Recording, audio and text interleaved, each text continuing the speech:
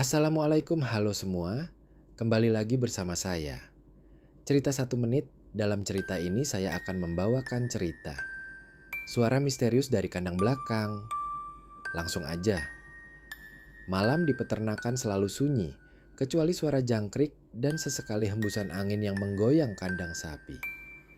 Raka, seorang remaja yang baru membantu pamannya menjaga peternakan, merasa suasana malam itu aneh sejak senja.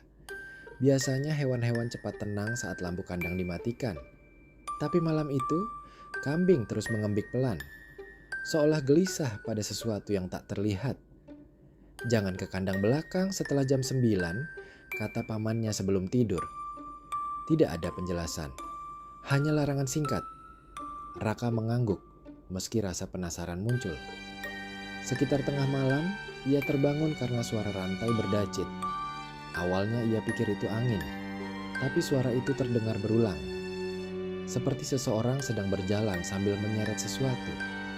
Ia mengintip dari jendela. Lampu kecil di kandang belakang menyala sendiri. Raka menelan ludah.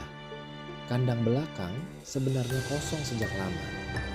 Dulu tempat itu dipakai untuk hewan yang sakit sebelum akhirnya ditutup karena kejadian aneh, kata warga desa. Rasa penasaran mengalahkan takut. Ia mengambil senter lalu berjalan pelan keluar rumah. Udara malam terasa dingin menusuk.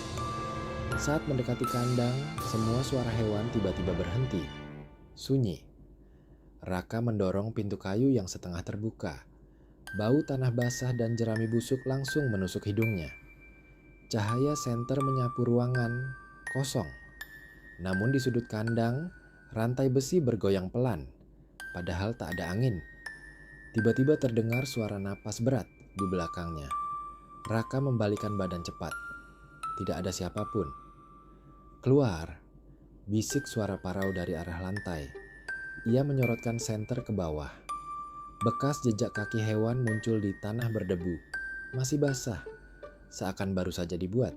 Jejak itu bergerak sendiri, perlahan mendekatinya. Dek! Lampu kandang padam. Dalam gelap, terdengar suara banyak kaki berlari mengelilinginya. Napas Raka memburuk. Ia mencoba berlari keluar, tapi pintu kandang tertutup keras. Di kegelapan, mata-mata kecil mulai muncul. Puluhan. Mengelilinginya. Suara mengembik berubah menjadi seperti tawa serak. Raka menjerit dan menendang pintu sekuat tenaga hingga terbuka. Ia berlari tanpa menoleh sampai masuk rumah. Paginya, pamannya hanya diam saat melihat wajah pucat Raka. "Ada alasan kenapa kandang itu ditutup," katanya pelan. Raka memutuskan pergi hari itu juga. Namun sebelum naik kendaraan, ia sempat melihat ke arah kandang belakang. Pintu kandang terbuka sedikit, dan di depan pintu berdiri seekor kambing hitam besar, menatap lurus ke arahnya dengan mata yang terlalu manusia.